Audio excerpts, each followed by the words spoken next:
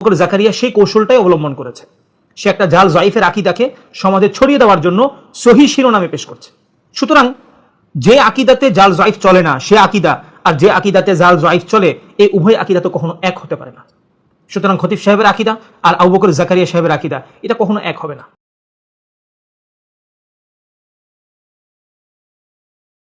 আলহামদুলিল্লাহি রাব্বিল আলামিন ওয়াসসালাতু ওয়াসসালামু আলা সাইয়্যিদিনা মুহাম্মদ ওয়া আলা আলিহি ওয়া আসহাবিহি আজমাইন।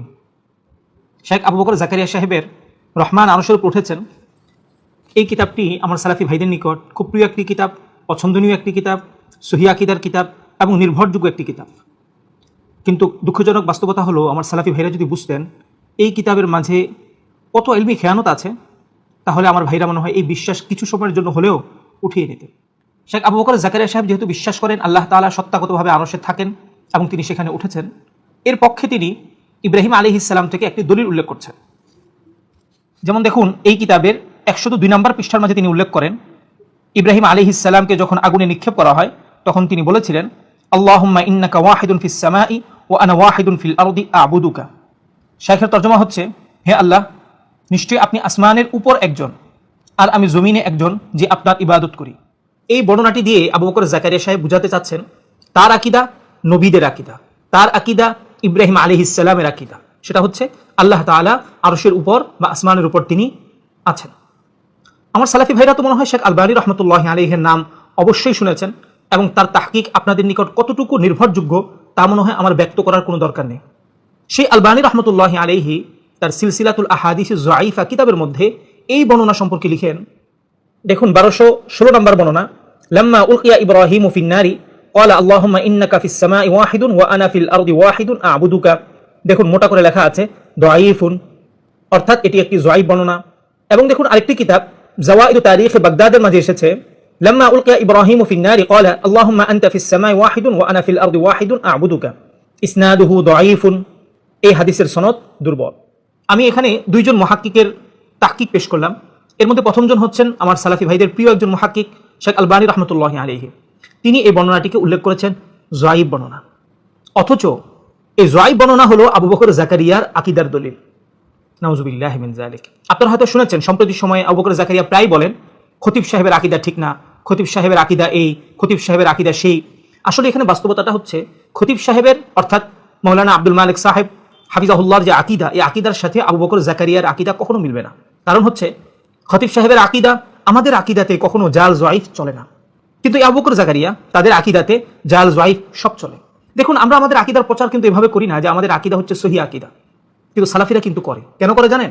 কারণ হচ্ছে আমাদের আকীদা নিয়ে যে গবেষণা করবে সে দেখবে যে আমাদের মূল উসুলই হলো আকীদার মধ্যে কোনো জাল যায়িফ থাকতে পারবে না। এটা আমাদের বলার দরকার নেই, যে কোনো ব্যক্তি আমাদের আকীদা গবেষণা করলেই বিষয়টা দেখতে পারবে। কিন্তু আবু বকর জাকারিয়া কেন বলে? সে এজন্য বলে কারণ সে জানে তাদের আকীদাটা হলো জাল যায়িফের আকীদা। এখন যদি কোনো মানুষকে এই কথা না বলা হয় যে আকীদা হলো সহিহ আকীদা, তাহলে অনেকে হয়তোবা বিভ্রান্ত হতে পারে, অনেকের মনে সন্দেহ জাগতে পারে যে আকীদাটা কি সহিহ আকীদা কিনা। এই জন্য শুরুতেই আপনার আস্থা অর্জনের জন্য আপনাকে বলছে এই আকীদা হলো সহিহ আকীদা, যাতে আপনি সন্দেহ না করেন। তারপরও কারা বলছে? লাল সাদা ঘোমটা দিয়ে, টুপি মাথায় দিয়ে আপনাকে এই ধরনের বক্তব্য পেশ করছে, যাতে করে আপনার মনে কোনো ধরনের সন্দেহ সৃষ্টি না হয়। এই জন্য ভেজাল জিনিস যখন বিক্রি করতে হয় তখন আসলে এটাকে চাকচিক্য রূপে পেশ করতে হয়। আবু বকর জাকারিয়া সেই কৌশলটাই অবলম্বন করেছে। সে একটা জাল জাইফের আকীদাকে সমাজে ছড়িয়ে দেওয়ার জন্য সহিহ শিরোনামে পেশ করছে। সুতরাং যে আকীদাতে জাল জাইফ চলে না সে আকীদা, আর যে আকীদাতে জাল জাইফ চলে, এই উভয় আকীদা তো কখনো এক হতে পারে না। সুতরাং খতিব সাহেবের আকীদা আর আবু বকর জাকারিয়া সাহেবের আকীদা এটা কখনো এক হবে না। এই হাদিসকে কেন্দ্র করে আবু বকর জাকারিয়া সাহেবের আরেকটি ইলমি খেয়ানত আপনাদেরকে দেখায়। এই বর্ণনাটির সনদ সম্পর্কে যেন কেউ সন্দিহান না হয়, এই জন্য আবু বকর জাকারিয়া সাহেব টিকাতে লিখেন, ইমাম যাহাবি বলেন এর সনদ হাসান, অর্থাৎ তিনি আপনাকে সান্ত্বনা দিচ্ছেন এই বর্ণনার সনদ হাসান। এবার আসুন আমরা একটু দেখি শেখ আলবানী রহমতুল্লাহি আলাইহি এই বিষয়ে কি বলেছেন। যেমন দেখুন শেখ আলবানী রহমতুল্লাহি আলাইহি লিখেন, আখরাজাহু যাহাবিয়্যু ফি তারজামাতি আবি হিশাম সুম্মা দাআফাহু বিকাউলিহি গরীবুন জিদ্দান। ইমাম যাহাবি আবু হিশামের জীবনীতে এই বর্ণনাটি উল্লেখ করেন এবং তিনি গরীবুন জিদ্দান বলে এই বর্ণনাটিকে যায়িফ বলেন। ওয়া ক্বালা ফিল উলুবি হাদিসুন হাসানুল ইসনাদি, এবং তিনি আল উলু এর মাঝে এই বর্ণনাটিকে হাসান বলেন। আকুলু মানে এখন আলবানী রহমতুল্লাহি আলাইহি উভয় বর্ণনা পর্যালোচনা করে বলছেন বাল হুয়া দাঈফুন, এই বর্ণনাটি যায়িফ বর্ণনা, কামা আফাদাহু কাউলুহুল আউয়ালু, যেমনটা ইমাম যাহাবির প্রথম কথা প্রমাণ করে। লিআন্না ফীহি ইল্লাতাইনি, কেননা এই বর্ণনার মাঝে দুটি সমস্যা আছে। আল উলা আবু জাফর قال الحافظ الثانية أبو هشام هذا قال الحافظ ليس بالقوي قال البخاري رأيتهم مجمعين على ضعفه। আবু জাফরের বিষয়ে কথা হচ্ছে সে সত্যবাদী হলেও মুখস্থ শক্তি খারাপ। আবু হিশামের বিষয়ে কথা হচ্ছে সে শক্তিশালী নয়। ইমাম বুখারী বলেন আমি সকলকে পেয়েছি তারা আবু হিশামের দুর্বলতার বিষয়ে একমত। দেখুন এই বর্ণনাটার মধ্যে ইমাম জাহাবির দুটি কথা পাওয়া যায়। এর মধ্য থেকে গ্রহণযোগ্য কথা হলো ইমাম জাহাবি নিজেই বলেছেন এই বর্ণনাটিকে জয়ীফ। শেখ আলবানী রহমতুল্লাহ আলাইহি দুই কথার মধ্যে জয়ীফ কথাটাকেই তিনি প্রাধান্য দিয়েছেন। কিন্তু আবু বকর জাকারিয়া এখানে কত বড় ইলমি খেয়ানতি করেছেন। আকীদার জায়গা, যে জায়গাটার মধ্যে আসলে একবারে সুস্পষ্টতা, আমানতদারিতা থাকা জরুরি, সেখানের মধ্যে তিনি ইমাম জাহাবির ওই বক্তব্যটাই নকল করেছেন যে বক্তব্যটা সঠিক না। কেননা এই বর্ণনার মাঝে দুজন রাবী আছেন যাদের বিষয়ে মারাত্মক মারাত্মক জরা আছে, এবং শেখ আলবানী রহমতুল্লাহ আলাইহি পর্যন্ত স্বীকার করেছেন যে ইমাম জাহাবির প্রথম যে বক্তব্য, অর্থাৎ তিনি যে বলেছেন এই হাদিস জয়ীফ, এটাই সঠিক কথা। এবার চিন্তা করুন আবু বকর জাকারিয়া কত বড় খেয়ানতকারী, সে আপনাদের আকীদা নিয়ে কত বড় তামাশা করছে। আমি আবু বকর জাকারিয়া সাহেবকে বলছি, আপনার মন চেয়েছে আপনি দেহবাদী আকীদা গ্রহণ করে নিয়েছেন, কিন্তু আপনি কেন ইব্রাহিম আলাইহিস সালামের মতো একজন নবীকে আপনার মতো দেহবাদী বানাতে গেলেন, তাও আবার এই বর্ণনাটি দিয়ে? আল্লাহ তাআলা আপনাকে সহিহ বুঝ দান করুক, আমিন। সম্প্রতি সময়ে এক সালাফি ভাইয়ের সাথে আমার একটা কথোপকথন হয়েছে, সেটা আমি আপনাদেরকে বলছি। তিনি আমাকে ফোন দিয়ে বলছেন আপনি আবু বকর জাকারিয়া সাহেবকে কেন মিথ্যুক বলেন। আমি ওনাকে বললাম, দেখুন আবু বকর জাকারিয়া সাহেব বলেন যে তার আকীদা হলো সহিহ আকীদা, এই কথা কি আপনি শুনেছেন? তিনি বলেন যে হ্যাঁ আমি শুনেছি। অথচ তিনি যখন আকীদার কিতাব লেখা শুরু করেছেন, অর্থাৎ রহমান আরশের উপর উঠেছেন, এই কিতাবটা তিনি শুরু করেছেন জয়ীফ হাদিস দিয়ে।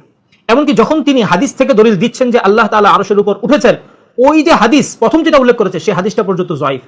এবার আপনি আমাকে বলেন, মুখে দাবি করছে আমাদের আকীদা হলো সহিহ আকীদা, কিন্তু যখন সে লিখতে যাচ্ছে তখন দলিল দিচ্ছে জয়ীফ হাদিস দিয়ে, এটা কি মিথ্যাচার নয়? তখন তিনি আমাকে বলছেন ঠিক আছে আমি তর্কের খাতিরে ধরে নিলাম যে তিনি এখানে এমনটা করেছেন।